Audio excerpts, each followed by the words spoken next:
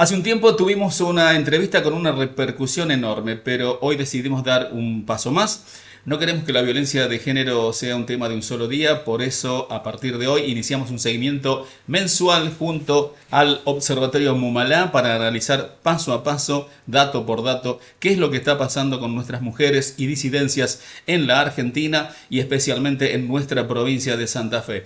Para inaugurar este espacio nos acompaña Gaby Sosa, dirigente santafesina, presidenta de esta organización y una de las personas que más conoce la letra chica y la realidad territorial de este flagelo. Gaby, bienvenida a este nuevo espacio mensual. Gaby, el informe 2025 cierra con 266 femicidios, 11 más que el año anterior. Llevamos 4 años con una tasa estable de uno cada 100.000. ¿Por qué a pesar de la visibilización no logramos perforar este tipo de violencia?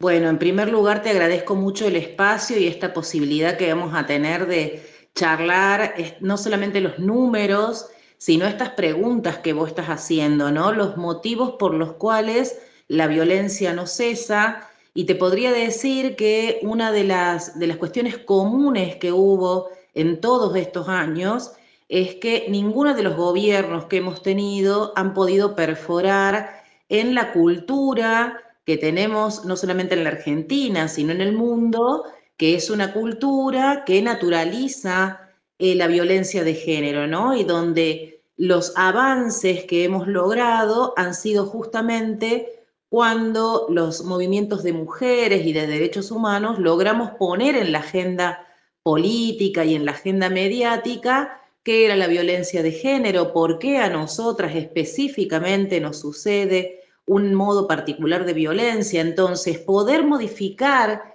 esos patrones culturales que naturalizan la violencia o que toman como normal, por decirlo de algún modo, que un varón ejerza violencia hacia las mujeres y no solamente física, sino también, como dice la legislación nacional e internacional, psicológica, económica, sexual, también simbólica, esto en los medios de comunicación o política. Bueno, cada una de esas modalidades en la sociedad aún hay que trabajar muchísimo para poder modificar esas actitudes violentas y agresivas hacia las mujeres. Algunas que tienen tanta dimensión y son tan extremas que llega a ser un asesinato que denominamos femicidios, y otras quizás son difíciles hasta de denunciar, como puede ser la denuncia, la violencia económica o muchas veces la violencia psicológica, ¿no? Entonces, el motivo por los cuales se da la violencia de género son esos patrones culturales que nos tienen a las mujeres en un lugar de desigualdad. ¿Cómo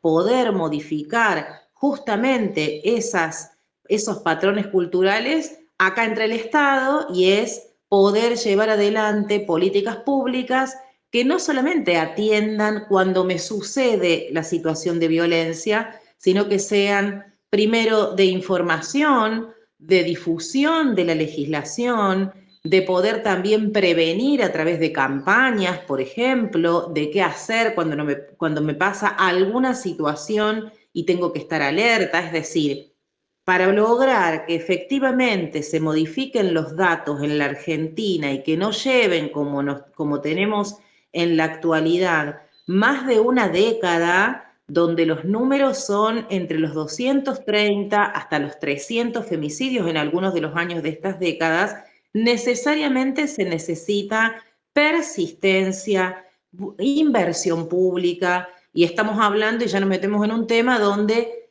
por la contraria, sin inversión pública, no solamente que los números se van a mantener, sino que las violencias se pueden modificar o tomar modalidades más crueles o nuevas, ¿no? El informe menciona un aumento en la hazaña, unas torturas previas, un odio virtual que se termina materializando en violencia física o bueno, como vos lo estabas describiendo recién. ¿Qué crees que cambió en la psicología del agresor para llegar a estos niveles de crueldad extrema? Sí, en primer lugar, poder considerar que lo que sucede en el contexto de las mujeres que vivimos en nuestro país, vamos a circunscribirnos en la Argentina, influyen en las modalidades de los femicidios, ¿no?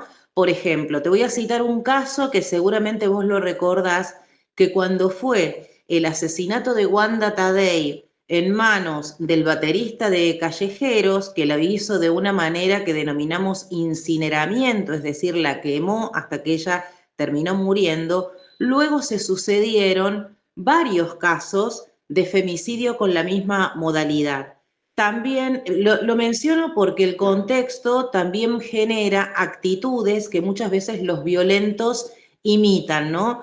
Y estamos en una situación de con muchísima preocupación porque, por ejemplo, los mensajes de odio de género que se transmiten permanentemente, en el caso actual, desde el Poder Ejecutivo Nacional, donde se descree de la violencia de género, donde se hace una relación directa entre ser homosexual y tener alguna actitud vinculada a la violencia sexual, por ejemplo, o el odio hacia las mujeres como algo, como un valor, construye también algunos sujetos que ya han llegado a la Argentina, que estaban presentes en distintos lugares del mundo en la medida que avanzaron las derechas políticas, que tienen como cuestión común el odio hacia las mujeres y a las diversidades sexuales, pero en la Argentina se comenzaron a instalar algunos grupos que son que están vinculados a estas modalidades virtuales de odio hacia las mujeres. Los vemos,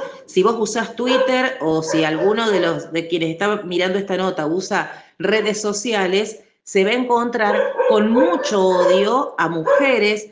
Hubo casos incluso de periodistas que tuvieron amenazas de muerte y que tuvieron que irse de la Argentina, ¿no? Como es el caso de Luciana Pecker. Acá llegamos a un grado extremo en la provincia de Córdoba, que se dio en el año que pasó, 2025, donde uno de estos activistas de odio de género hacia las mujeres tenía un grupo con los que actuaban de manera virtual y luego él termina matando a dos personas, ¿no? A su expareja, a la madre de su expareja, y está en investigación un tercer homicidio, sería un femicidio vinculado para nosotras, Claro, ¿no? sería el remisero que actuó en ese momento. Exactamente. Y después otro elemento que surge, nosotros no lo podemos tomar como nuevo en la provincia de Santa Fe porque venimos relevando los asesinatos de las mujeres en contextos de narcotráfico, pero sí fue novedoso el año pasado que estos mismos asesinatos femicidios vinculados a la narcocriminalidad o crimen organizado, aparecieron en La Matanza, en el caso del triple feminicidio, donde estas tres adolescentes fueron asesinadas, pero que también tuvimos casos en Mendoza y obviamente también en Santa Fe, donde tuvimos 12 de estos asesinatos, ¿no? El 62% por ciento de los casos ocurre en la vivienda de la víctima. Para muchas mujeres el lugar que debería ser el lugar más seguro se ha convertido en una trampa mortal. ¿Cómo se trabaja la prevención ahí donde el Estado no puede entrar? Que es la puerta de casas para adentro. Sí, es muy buena la pregunta. Te diría que el Estado no puede entrar relativamente, ¿no? Porque lo que no puede hacer el Estado es llevar adelante medidas de protección contra las mujeres, a favor de las mujeres, mejor dicho, o medidas de sanción contra el agresor, que es lo que sucede cuando hay una denuncia, ¿no? Es decir, la única manera de que se dicte una medida de protección o una medida, un botón de alarma o una medida de distancia o que se sancione al agresor es cuando hay una denuncia. Ahora, volviendo a lo que te decía antes, una forma, por ejemplo, de prevenir estas situaciones serían que vos tengas en la radio, en la tele, en las redes sociales, mensajes de qué es la violencia de género, cuáles son las primeras alertas, a dónde recurrir si me está pasando tal o cual cosa. Yo te pregunto a vos que sos periodista, ¿cuándo viste la última campaña masiva de prevención en los medios de comunicación? Los datos que acabamos de escuchar de Gaby Sosa son una radiografía dolorosa de nuestra realidad. El 62% de los ataques ocurren ahí, donde deberíamos estar más seguros, en nuestra propia casa. Pero este informe no termina acá. La semana que viene, en la segunda parte de esta entrevista, vamos a poner la lupa sobre un actor fundamental que muchas veces llega tarde: la justicia. ¿Por qué solo el 15% de las denuncias terminan en condena? ¿Qué pasa en nuestros barrios de Santa Fe y Rosario cuando el narcotráfico se cruza con la violencia de género? Las respuestas el próximo día martes, aquí, en el Canal 1, el gran canal regional, porque para cambiar la realidad, primero hay que animarse a mirarla de frente. Los espero.